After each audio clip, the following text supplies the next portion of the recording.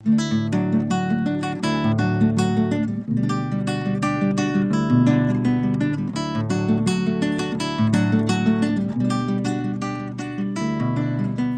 quero compartilhar uma palavra hoje com você, continuando e, na verdade, finalizando o capítulo 5 do Evangelho de João, no texto a partir do versículo 31.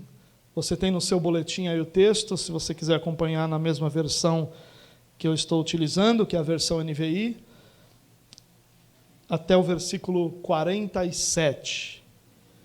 Diz assim o texto: se testifico acerca de mim mesmo, o meu testemunho não é válido. Há outro que testemunha em meu favor, e sei que o seu testemunho a meu respeito é válido. Vocês enviaram representantes a João, e ele testemunhou da verdade. Não que eu busque testemunho humano, mas menciono isso para que vocês sejam salvos. João era uma candeia que queimava e irradiava luz, e durante certo tempo vocês quiseram alegrar-se com sua luz.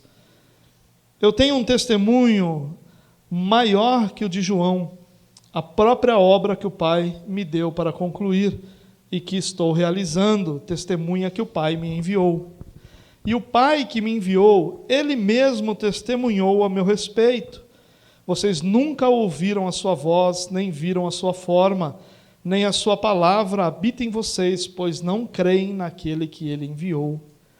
Vocês estudam cuidadosamente as Escrituras, porque pensam que nelas vocês têm a vida eterna, e são as Escrituras que testemunham a meu respeito.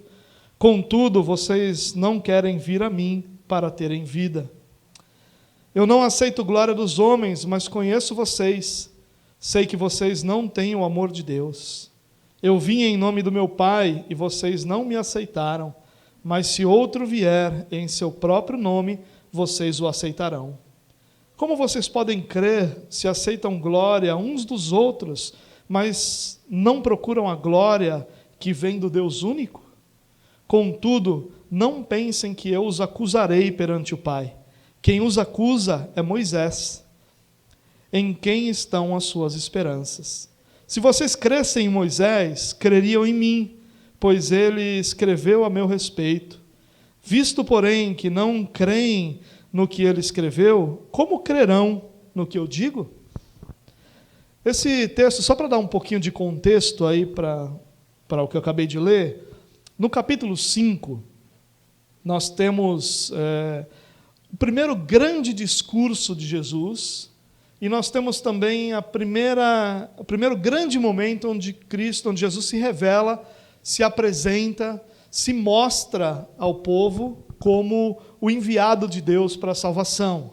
O Messias, o Cristo, são duas palavras que simbolizam essa ideia de Deus de trazer Cristo à terra para a salvação. Nós estamos vendo os evangelhos de uma forma harmonizada e também em ordem cronológica, e nessa nossa ordem cronológica, esse texto do capítulo 5 é a primeira vez que Cristo se revela como o Salvador. É a primeira vez que ele faz um discurso um pouco maior. Ele fez em outros momentos, algumas vezes particular e outras vezes público, mas esse é um discurso para os religiosos judeus. Ele se revelou como Salvador em outros momentos, de forma pública ou de forma mais particular, como fez, por exemplo, com a mulher samaritana. Mas é a primeira vez que ele faz isso para os religiosos judeus. Nós precisamos entender que Israel era um local absurdamente religioso. Nós não estamos falando de um lugar pagão, de um lugar que não amava Deus, ou melhor, que não tinha uma religiosidade de alguma forma. Jesus vai dizer aqui que o amor não estava no coração deles, mas eles serviam a uma religião. E Jesus então se revela e se mostra como o Salvador. Nós, na semana passada, lemos uma parte desse discurso onde Jesus vai falar da sua relação com o Pai, onde ele diz que ele e o Pai são um, que aquilo que ele faz é o que ele viu o Pai fazer, que a forma que ele julga é como ele viu o Pai julgar, Então ele coloca diante dos religiosos a sua posição de estar lá submisso ao Pai, para cumprir uma obra do Pai, para realizar a vontade do Pai em favor dos homens. E agora que ele disse isso, que é o Salvador, agora que ele disse que veio enviado de Deus, ele termina esse discurso falando sobre o seu testemunho. E ele começa lá no versículo 31, dizendo assim: se eu testifico acerca de mim mesmo, o meu testemunho não é válido. Isso era algo comum entre os religiosos judeus. Os judeus não aceitavam o testemunho de uma única pessoa. Então, se eu falasse alguma coisa em forma de testemunho, se eu testemunhasse sobre alguma realidade da minha vida, eu precisaria que outras 2 ou 3 testemunhas corroborassem aquilo que eu estou dizendo para que isso fosse válido, para que isso fosse aceito. É isso que Jesus está dizendo. Se eu testemunho de mim mesmo, esse testemunho não é válido. Então Jesus está falando, se eu estiver falando de mim mesmo, se esse testemunho que eu estou apresentando for algo que só eu corroboro, só eu digo, esse testemunho não é válido. Mas ele continua dizendo: há outro que testemunha em meu favor, e sei que o seu testemunho a meu respeito é válido. É óbvio que esse outro é o próprio Pai, isso vai ficar claro aqui quando Jesus vai desenvolvendo o seu discurso, mas antes de chegar no Pai, ele vai falando de outros testemunhos. Olha o que ele diz no verso 33. Vocês enviaram representantes a João, e ele testemunhou da verdade. Não que eu busque testemunho humano, mas menciono isso para que vocês sejam salvos. João era uma candeia que queimava e irradiava luz, e durante certo tempo vocês quiseram alegrar-se com a sua luz. De quem Jesus está falando aqui? De João, o Batista. Nós temos 2 homens de nome João envolvidos aqui. O João que escreveu esse texto, que é o apóstolo João, e João o Batista, aquele que vem cumprindo a profecia do Antigo Testamento, de que viria antes de Cristo, ou à frente de Cristo, alguém que o anunciasse.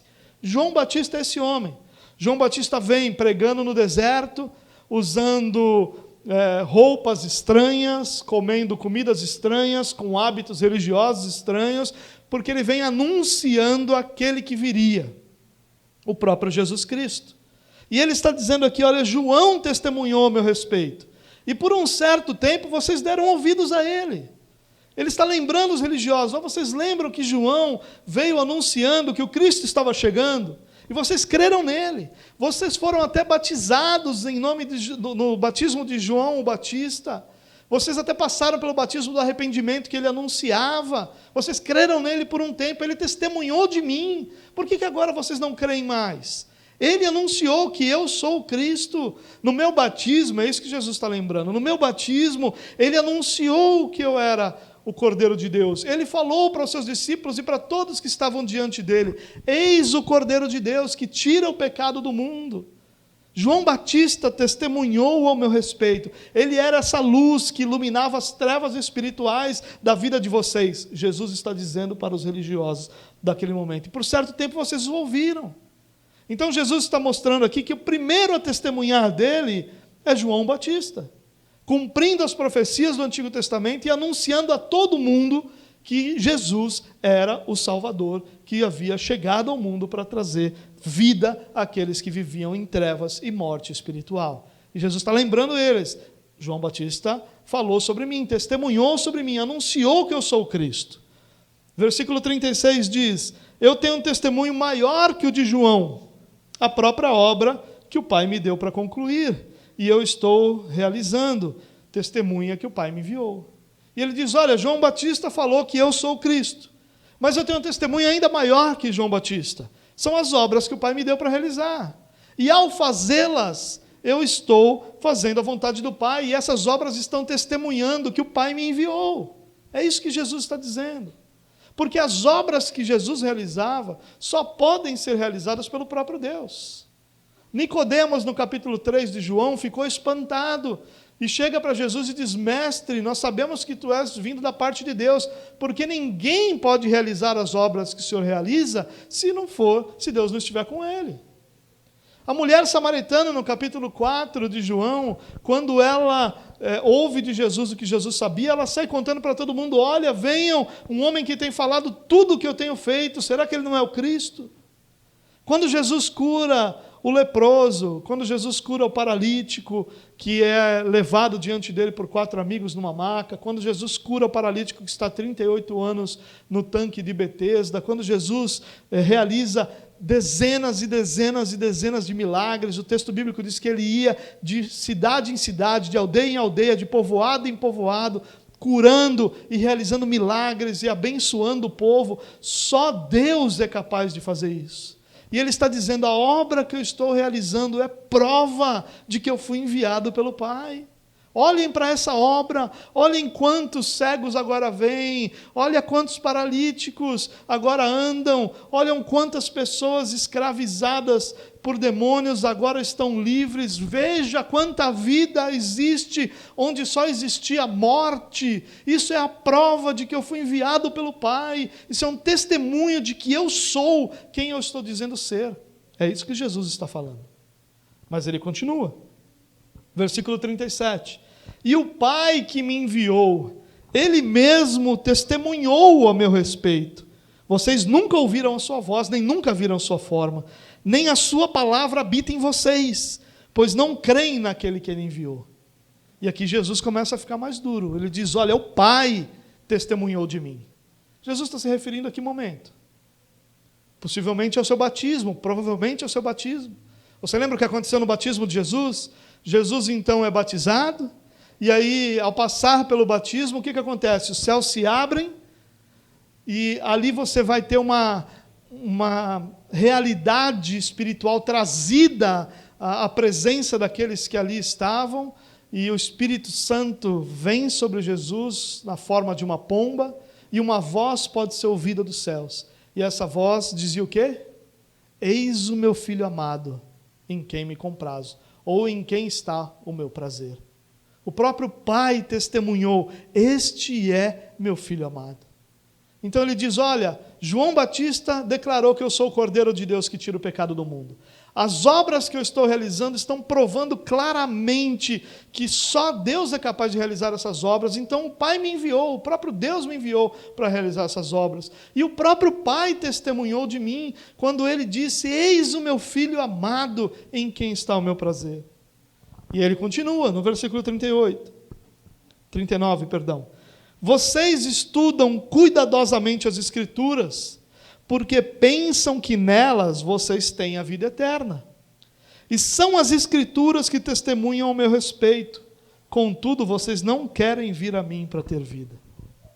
Jesus está dizendo: olha, tem mais um testemunho ao meu respeito. E esse testemunho é a própria palavra de Deus.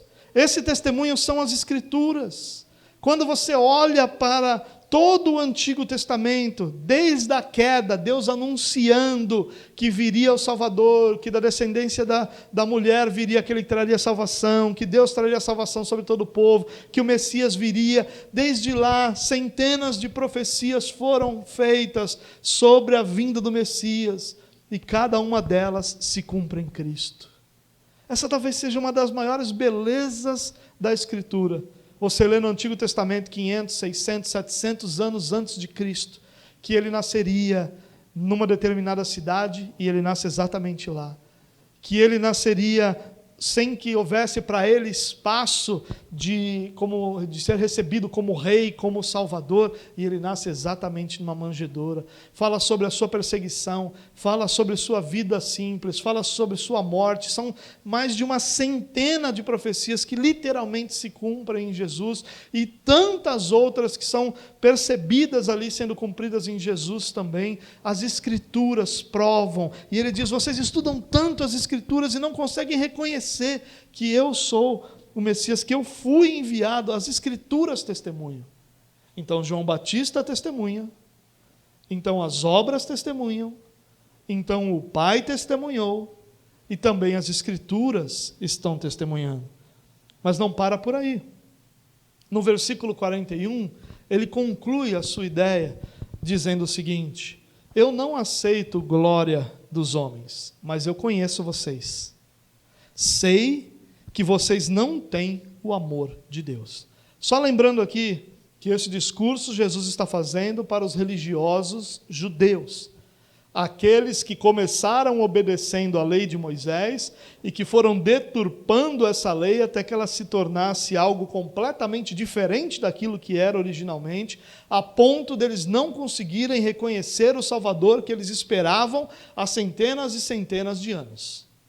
E aí Jesus está discursando a esses homens. E ele está dizendo: eu conheço vocês. Eu não recebo glória de homens, mas eu conheço vocês.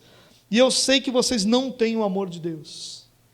Eu vim em nome do meu Pai, mas vocês não me aceitaram.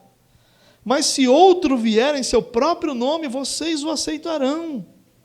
Como é que vocês podem crer se vocês aceitam glória uns dos outros, mas não procuram a glória que vem do Deus único?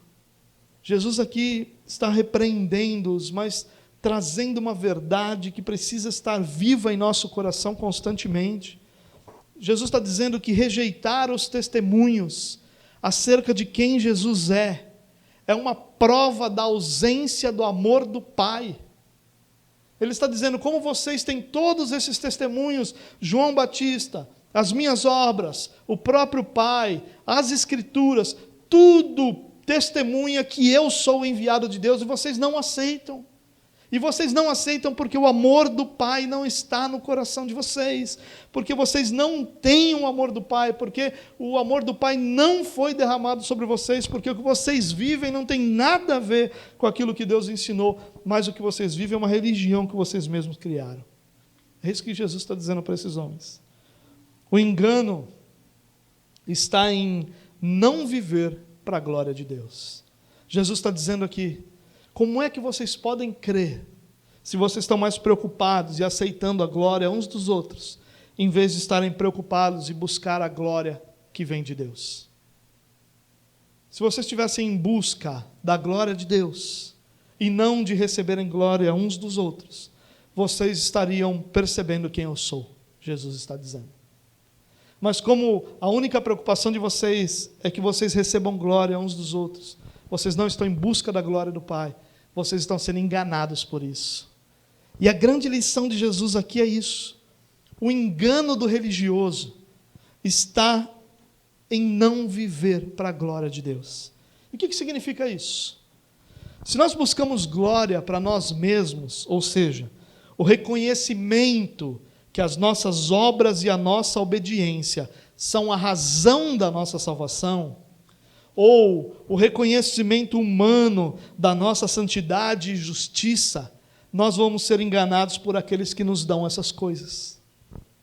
Jesus está dizendo: se você não está em busca da glória de Deus, se a sua vida não tem como alvo glorificar a Deus, se o que você quer para a sua vida é qualquer outra coisa, exceto Deus ser glorificado em você. E Deus ser glorificado é Deus ser conhecido, reconhecido, exaltado, através do que você é, do que você faz, do que você vive. Se o seu alvo de vida é qualquer outra coisa, exceto que Deus seja reconhecido e exaltado por aquilo que você é, você vai ser enganado por pessoas que te dão exatamente o que você está querendo. Você vai ser enganado por pessoas que vão dizer para você que você é salvo porque você tem vivido a vida correta que você deveria viver, que você é justo, que você é bom. Pessoas vão chegar do seu lado e vão dizer: você merece todas as coisas boas que estão acontecendo na sua vida, porque é isso que você tem implantado sobre você. Quando nada é mais enganoso do que isso. Irmãos, olhem para quem nós somos. Percebam a miséria espiritual que nós vivemos. Se nós formos honestos, nós vamos perceber que nós nos esforçamos muito, que nós tentamos muito, que nós desejamos muito, que com quase toda certeza, todas as manhãs, nós acordamos e o desejo do nosso coração é andar com Deus naquele dia, é fazer a vontade de Deus, mas a nossa força é incapaz de produzir isso, nossa justiça própria nunca vai produzir isso, e nós fazemos o que nós não queremos, e nós vivemos aquilo que Paulo já nos alertou em Romanos 7, e que nós esquecemos continuamente, que o bem que eu quero fazer, eu não faço, mas o mal que eu não desejo, esse eu faço. Quem me livrará desse corpo sujeito a essa morte? Mas graças a Deus, por Jesus Cristo, o nosso Senhor. Nós não merecemos nenhuma outra coisa senão a condenação eterna. Nós não estamos semeando nada senão os nossos próprios erros, falhas e limitações. 2 Coríntios capítulo 9, um texto bastante usado para que nós falemos sobre dinheiro, é um texto que fala sobre sementes também. E lá diz que Deus é aquele que provê a semente ao que semeia.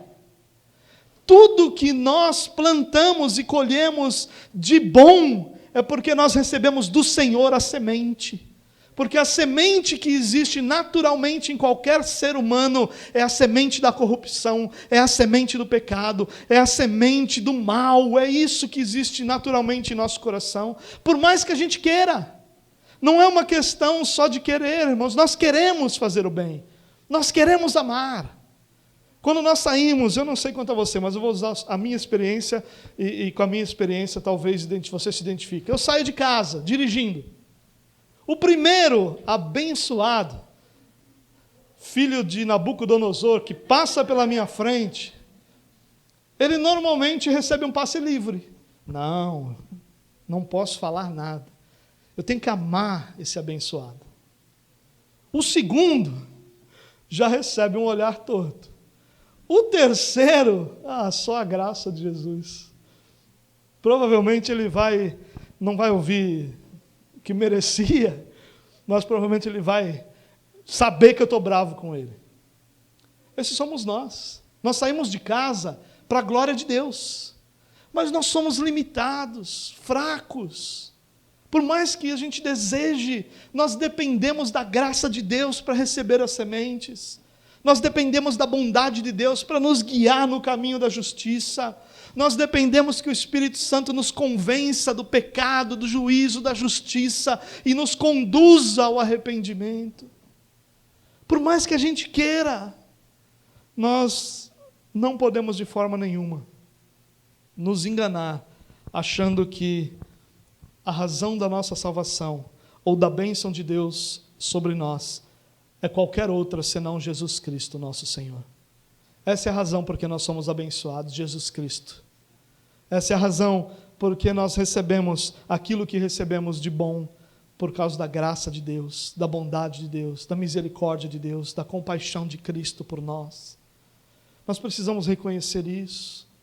Se nós estivermos em busca da glória uns dos outros, onde nós nos reconhecemos mutuamente como pessoas que estão fazendo tudo corretamente, como pessoas que estão merecendo o favor de Deus, como pessoas que estão recebendo algo do Senhor, porque eles têm sido bons, generosos, e têm sido pessoas eficientes na obediência à lei de Deus, nós vamos cair no engano, porque alguma pessoa vai chegar do nosso lado e vai nos convencer que é isso mesmo, e nós nos tornaremos escravos da religião que essa pessoa está inventando. Escravos da religião que essa pessoa está nos ensinando, quando nós deveríamos, ao invés de sermos escravos dessa religião, sermos conscientes de que tudo que nós temos de bom, nós temos recebido pela graça do Senhor. Tudo. Isso não quer dizer que você não acerte. Isso não quer dizer que você não tenha atos de bondade sobre a sua vida. O que eu estou dizendo é que por mais que eu acerte, por mais que eu realize atos de bondade, eles são insuficientes para mover a mão de Deus. Eles são insuficientes para alcançar o padrão de justiça de Deus. Eles são insuficientes para que Deus olhe para mim e veja em mim algo de bom. Insuficientes. Tudo que eu recebo nunca vai ser porque eu alcancei o favor de Deus pelos meus méritos, mas vai sempre ser porque Cristo me alcançou com a sua graça e misericórdia. Louvado seja Deus por tanta bondade que nós temos recebido. Sabe, irmãos, quanto mais nós conseguimos reconhecer e perceber a nossa situação de pecado, de miséria e de limitação, mais belo Cristo será sobre a nossa vida. Mais agradável Cristo será, mais desejado Cristo será. Quando eu percebo a miséria que há em mim, na minha natureza, mais eu desejo Cristo, mais eu anseio por Cristo, mais Cristo se torna belo diante de mim, porque maior é a necessidade que eu percebo ter dele. Isso não tem nada a ver, irmãos, com as coisas que eu faço, as coisas que eu faço, elas podem trazer glórias dos homens, é o que Jesus está dizendo. Ele está dizendo que o que você faz pode trazer glórias dos homens. Então você faz alguma coisa boa e as pessoas vão dizer que legal, que coisa boa que você fez, que coração bom você tem. E no nosso padrão de justiça, isso é verdadeiro. Mas o que eu estou dizendo não é que a gente só faz a coisa errada o tempo todo da pior forma possível. Não estou dizendo isso. Nós fazemos muitas coisas certas, da forma certa, no momento certo.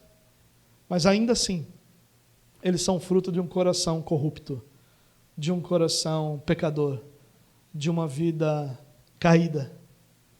E qualquer favor que eu recebo pela graça, amor e bondade de Deus. Por isso Cristo é tão belo diante de nós. E quando nós não percebemos isso, pessoas vão nos enganar, dizendo que nós devemos fazer isso, isso e aquilo. Vão nos apresentar listas daquilo que nós devemos fazer para mover a mão de Deus. E vão nos dizer coisas do tipo, se você der 7 passos, ou se você participar dessa campanha de 7 semanas fazendo exatamente isso, ou se você for orar em um determinado local, ou se você contribuir com um determinado valor, você vai mover o coração de Deus, e isso é mentira. A única coisa que move o coração de Deus é a obra perfeita de Jesus Cristo, nosso Senhor. É Cristo a razão de nós sermos abençoados, a razão de nós sermos amados, a razão de nós sermos cuidados. Jesus Cristo e Jesus Cristo somente. E quanto mais cedo nós acreditarmos nisso, mais cedo nós estaremos livres de pessoas que nos manipulam, que nos governam, que nos controlam, que como esses judeus aqui criavam e criam listas de coisas que nós devemos fazer, de roupas que nós devemos vestir, de músicas que nós devemos ouvir, de lugares que nós devemos estar, de formas de nos arrumar que nós devemos ter, e vão criar listas para cada aspecto da nossa vida, e nós não vamos conseguir dar um único passo, ter um único pensamento, um único fôlego, sem que alguma regra exista para que eu faça isso, de forma a mover o coração de Deus. E tudo isso é um engano terrível, produzido por pessoas que não têm o amor de Deus sobre a sua vida. É isso que Jesus está dizendo. E aí, sabe qual é o resultado de toda essa religiosidade? É a incredulidade. Jesus vai dizer aqui, como vocês podem crer se vocês aceitam a glória uns dos outros? Como é que você pode crer na sua necessidade de um Salvador? Como é que você pode crer no enviado de Deus? Como é que você pode crer que você necessita desesperadamente de Jesus, mais do que você necessita do ar que você respira? Como é que você pode crer nisso, se tem alguém do seu lado dizendo para você que você está merecendo tudo que está alcançando, que você está fazendo tudo certo, que a sua bondade está alcançando o coração de Deus, que a sua generosidade está chegando diante do Senhor, que o Senhor vai te honrar, e que o Senhor vai te dar, e que o Senhor vai fazer, e você está acreditando nisso? Como é que você vai crer? Por que você vai crer? Você não vai. E é por isso que nós temos uma geração absurdamente incrédula como a nossa. A geração que não crê na necessidade de Cristo e que vive como se Cristo não fosse necessário. E que existe como se Cristo não existisse. E que decide como se Cristo não estivesse diante deles. E que age como se Cristo não estivesse lá. Porque nós estamos sendo enganados por pessoas ao nosso redor, que estão batendo nas nossas costas, nos dando glória e dizendo parabéns, você merece, você é santo, há justiça em você, seu coração é bom. E nada disso é verdadeiro. Não há um justo, um sequer, disse Paulo. Nenhum. Quando Deus olha para toda a humanidade buscando um justo, não há um sequer. Por isso Cristo veio, para ser o justo e justificador de cada um daqueles que Deus chamou para pertencer a Ele. Louvado seja Deus. Não se permita ser enganado, mas creia na sua necessidade daquele que Deus enviou para a sua salvação. Você não precisa de outro. Quando você tem a Cristo, você tem tudo o que você precisa. Você tem tudo o que é necessário para que você viva e viva abundantemente. Porque Jesus mesmo disse isso. Eu vim para que vocês tenham vida e a vivam plenamente. Em outra tradução, eu vim para que vocês tenham vida e vida em abundância. Esse é o fruto da presença de Cristo em nós. E quando nós temos Cristo, nós temos plenitude de vida, nós temos abundância de vida, nós não precisamos de regras, nós não precisamos de uma lista de afazeres, nós não precisamos que ninguém nos diga que nós estamos indo bem, que nós estamos obedientes, que Cristo vai nos honrar e que nós merecemos isso ou aquilo, porque nós confiamos e dependemos exclusivamente da glória de Deus, da graça de Deus, da bondade de Deus, da misericórdia de Deus, e é tudo o que nós precisamos. E isso nós temos sobre nós. A bondade e a graça de Deus. E ele termina o seu discurso dizendo: contudo, não pensem que eu os acusarei perante o Pai. Quem os acusa é Moisés. Em quem estão as suas esperanças? Lembre-se que é para os judeus que ele está falando isso. Se vocês crescem em Moisés, creriam em mim, pois ele escreveu a meu respeito. Visto, porém, que não creem no que ele escreveu, como crerão no que eu digo? Jesus está chamando os principais religiosos da história de incrédulos. E todos eles se reportavam a Moisés ou apontavam para Moisés naquilo que eles ensinavam.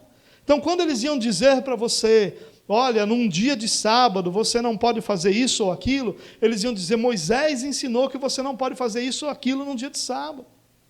Eles sempre anunciariam Moisés como portador dessa lei. E eles colocaram toda a esperança deles em obedecer a lei de Moisés e serem aceitos por Deus. E Jesus está dizendo isso: eu não vou acusar vocês. Moisés vai, porque a esperança de vocês está na lei. E olha o que Jesus está dizendo. Jesus está dizendo que aqueles que colocam a sua esperança nas suas obras serão condenadas exatamente porque suas obras são insuficientes para a sua justificação. Que palavras duras, que palavras fortes, que deveriam despertar a nossa atenção. Jesus está dizendo: se você confia no que você está fazendo, se você confia que as suas obras trazem salvação, se você acha que você é salvo porque você tem feito tudo certinho, um dia você vai ser condenado exatamente porque vai ficar claro que tudo certinho que você estava fazendo era insuficiente diante da justiça de Deus. Você não precisa de obras perfeitas, você precisa de Jesus Cristo, o seu Salvador. Nossa incapacidade de crer em Cristo é consequência da nossa incredulidade com respeito à palavra. Ele diz: Moisés testemunhou de mim. Mais um testemunho e vocês estão ignorando. Moisés falou a meu respeito. Moisés disse que eu viria. Mas vocês deixaram isso de lado, porque vocês só trazem da palavra aquilo que lhes interessa. E é essa palavra, essa mesma lei, essa mesma esperança que está em Moisés, é que vai condená-los, ou queria condená-los. Eu quero terminar essa mensagem fazendo 3 observações desse texto. Não são bem aplicações, são só 3 observações mesmo que eu gostaria de fazer a partir desse texto que a gente leu e conversou. Primeira observação: todos esses testemunhos da pessoa de Cristo nos obrigam a uma posição. É impossível que, diante do testemunho que Jesus apresentou aqui de João Batista, das suas obras, do Pai, da própria palavra, nós permaneçamos inertes diante disso. É impossível. Esses testemunhos nos obrigam a uma posição. Ou nós nos rendemos a Cristo, reconhecendo a nossa necessidade de um Salvador para as nossas almas, ou nós vamos rejeitá-lo, sabendo, conscientes de que nós estamos rejeitando também todos esses testemunhos de João Batista, das obras que Cristo realizou, do Pai que anunciou como Filho amado, e também da palavra de Deus que em todas as suas páginas anunciam a Cristo como nosso Salvador. É impossível nós não termos uma resposta a isso. Essa realidade nos obriga a uma resposta, nos conduz a uma resposta, e nós precisamos dessa resposta. Nós nos renderemos a Cristo como aquele que nós necessitamos e que nos é desejável e que nós precisamos para a salvação, ou nós o rejeitaremos, reconhecendo e conscientes que nós vamos rejeitar também todos os testemunhos a respeito dele como Filho de Deus e como nosso Salvador. a revelação da identidade de Jesus como o Salvador, como o Messias, deveria ser o fundamento da nossa vida. Reconhecê-lo como o nosso Salvador é a base de toda a nossa vida. Toda a nossa vida.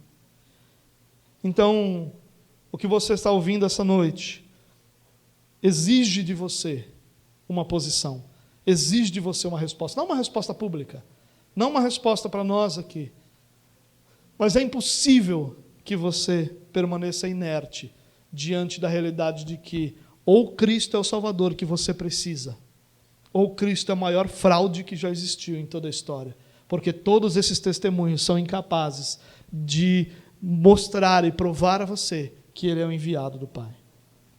Segunda observação, quando nós não ouvimos esses testemunhos, nós criamos nossa própria religião. João Batista testemunhou, o Pai testemunhou, as obras testemunharam, a palavra testemunha.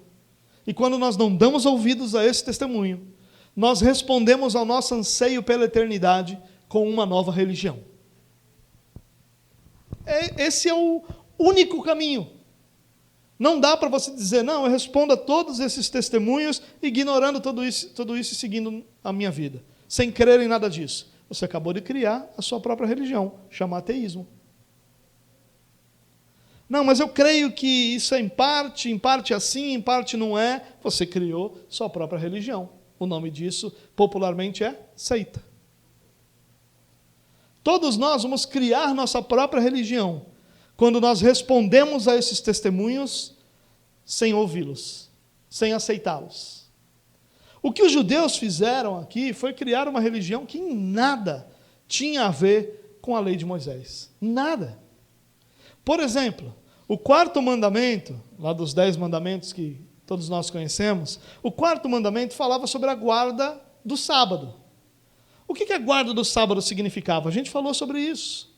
Sobre um dia em que nós descansamos do nosso corpo e que nós agimos para a glória de Deus ao servir pessoas. Essa era a essência do sábado. A essência do sábado era: meu corpo descansa, os meus negócios ficam de lado, para que Deus receba a primazia desse dia, e recebendo a primazia desse dia, Ele seja glorificado com o meu serviço a pessoas. Essa era a essência do quarto mandamento. O que os judeus fizeram? Criaram 39 regras, ou leis, ou trabalhos que não podiam ser feitos no sábado. Por exemplo, num sábado, ninguém podia pegar um peso e levantá-lo acima da altura da sua cabeça.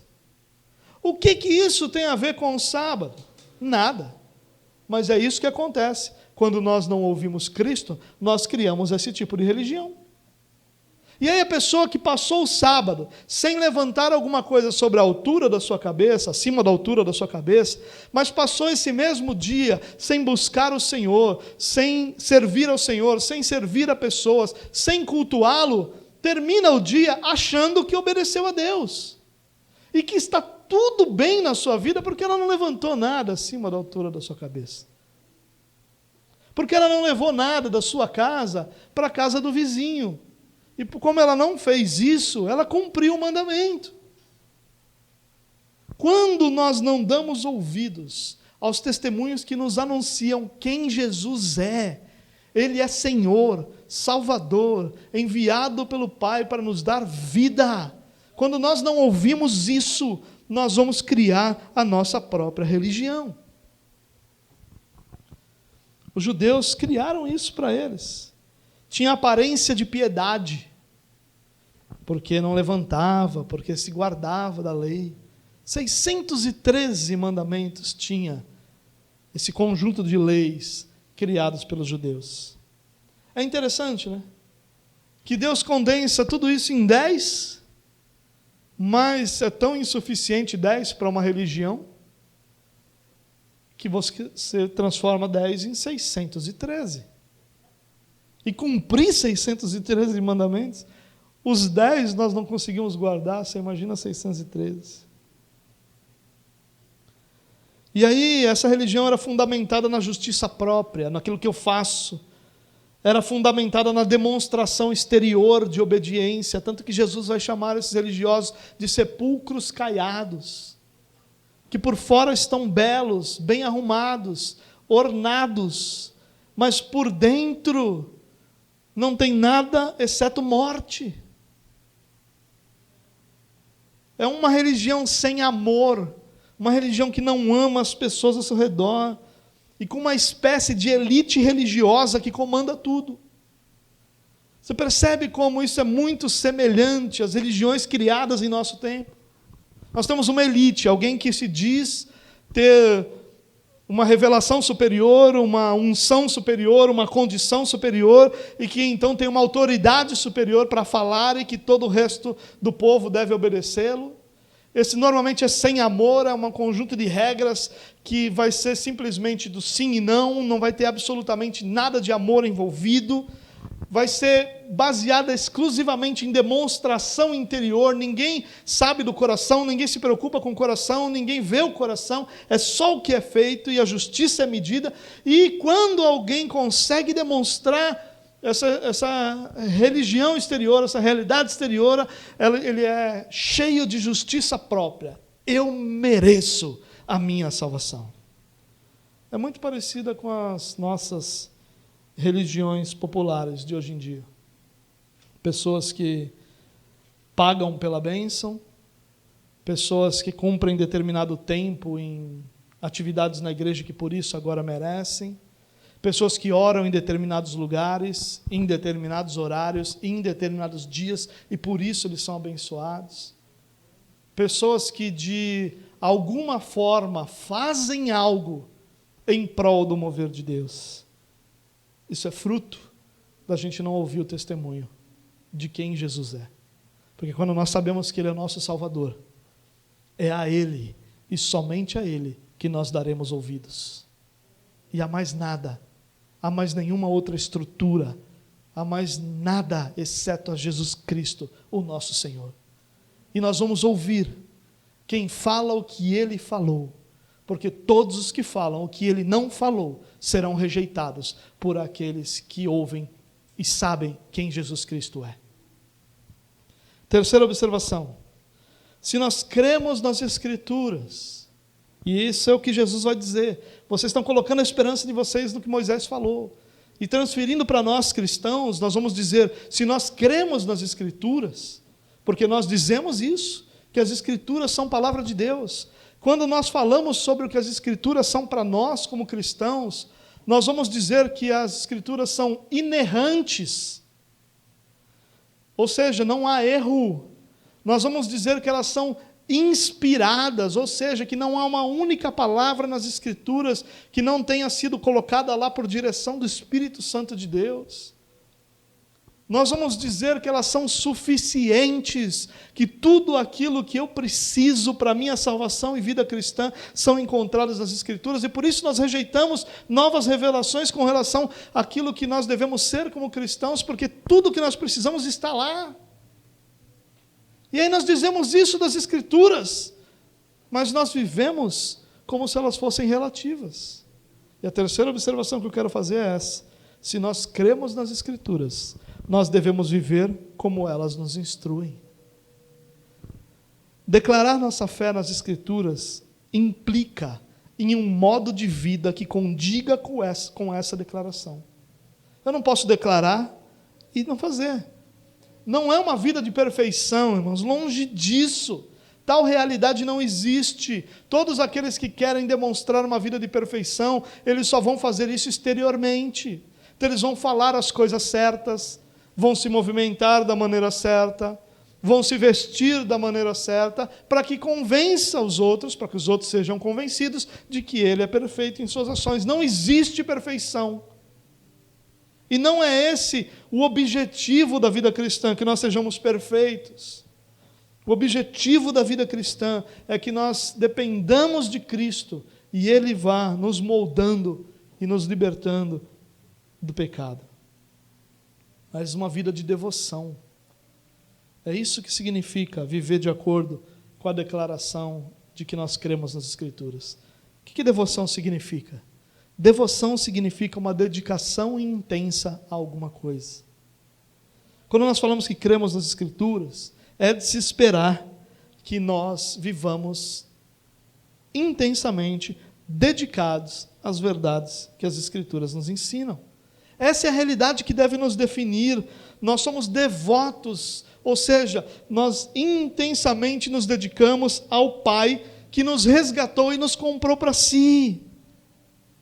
Ah, irmãos, que tragédia seria nós gastarmos a nossa vida declarando que as Escrituras são inerrantes, que as Escrituras são suficientes, que elas são inspiradas, que elas são nossa regra de fé e prática, e quando se olhar para o que nós vivemos, nós percebemos que a nossa fé não condiz com aquilo que nós somos, o que nós fazemos não condiz com aquilo que nós declaramos. Que tragédia seria para a nossa vida. Quando nós olharmos, ou se olhássemos para trás e percebêssemos que o tempo todo nós declaramos, mas o tempo todo nossas ações anunciaram outra declaração. É claro que nós anunciamos isso, e nós olhamos para trás e vemos um rastro de erros, pecados e limitações. Essa é a vida cristã. Martinho Lutero nunca teria dito que a vida de um cristão não é a vida que se arrepende unicamente, mas que constantemente e diariamente se arrepende. Ele nunca teria dito isso se ele não tivesse o entendimento de que, mesmo crendo, mesmo tendo se arrependido dos seus pecados na sua conversão, você permanecesse sendo eventualmente vencido pelos seus pecados. Nós não precisaríamos de arrependimento contínuo se não houvesse sobre nós pecado contínuo. É claro que nós pecamos, é claro que nós erramos, mas a tragédia seria olhar para trás e perceber que o que nós fizemos nunca condisse com aquilo que nós falamos ou que nós declaramos. Seria uma tragédia. E eu quero encerrar com um alerta a todos nós, a mim e a cada um de nós nesse lugar. Quando nós falamos sobre orar mais, quando nós falamos sobre participar mais da igreja, sobre não deixar de participar dos cultos, quando nós falamos de servir as pessoas, quando nós falamos da nossa casa de recuperação, quando nós falamos de trabalhos sociais, quando nós falamos de nos dedicarmos à instrução das Escrituras, ao aprendizado das Escrituras, quando nós falamos de outras práticas cristãs, nós constantemente ouvimos: isso é legalismo, isso é religiosidade. Quando nós falamos para as pessoas: irmãos, nós precisamos orar mais, isso é legalismo, não é pela quantidade que eu oro que Deus vai me ouvir. Nós ouvimos isso constantemente. Não, isso não é legalismo, isso não é religiosidade, essa é a nossa identidade. Nós somos cristãos, nós fomos lavados pelo sangue do Cordeiro, nós somos redimidos da nossa maneira vã e vazia de viver. Nós somos resgatados do reino das trevas e trazidos para o reino do Filho amado. Nós somos comprados, não por ouro, prata, nem qualquer outro valor, mas somos comprados pelo precioso sangue de Jesus. Nós vivíamos mortos em nossos pecados e delitos, e em Cristo nós encontramos vida. Essa é a nossa identidade. O que nos define é o fato de sermos filhos de Deus.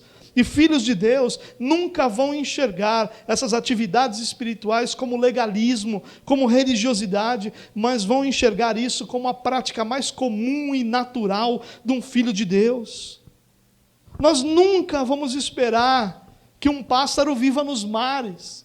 Nós nunca vamos esperar ver um peixe andando pela avenida, porque isso não faz parte da sua natureza.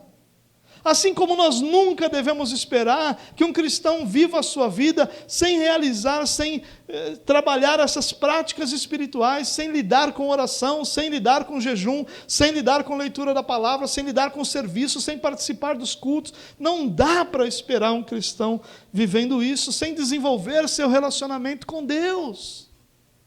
Se nós somos cristãos, e a nossa identidade é essa, a nossa prática deveria ser essa. Não caia nesse conto, nessa armadilha, nessa mentira de Satanás, de que as práticas espirituais são legalismo.